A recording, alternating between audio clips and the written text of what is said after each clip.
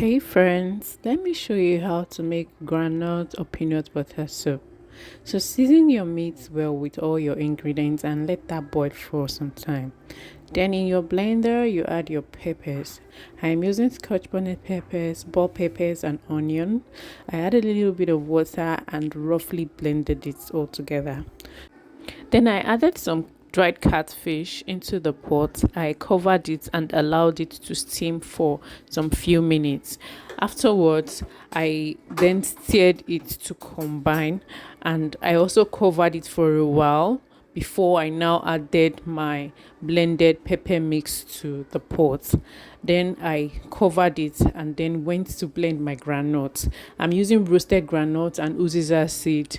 Then I poured some water and covered it and blend till it's smooth. You can also blend it dry without using water, anyone you prefer. So now, like I said, this is a groundnut stroke peanut butter soup. I'm doing this to show you that you can also use peanut butter instead of using groundnut. Just use, if you have peanut butter, you can use it. Just pour your peanut butter in a bowl, pour some water and then dissolve it. Just dissolve it well and then pour the mixture into your pot.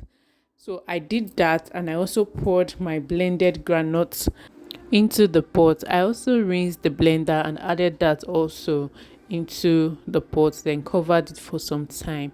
Then I added a very little bit of oil. You can skip this because the oil from the granite is going to be enough.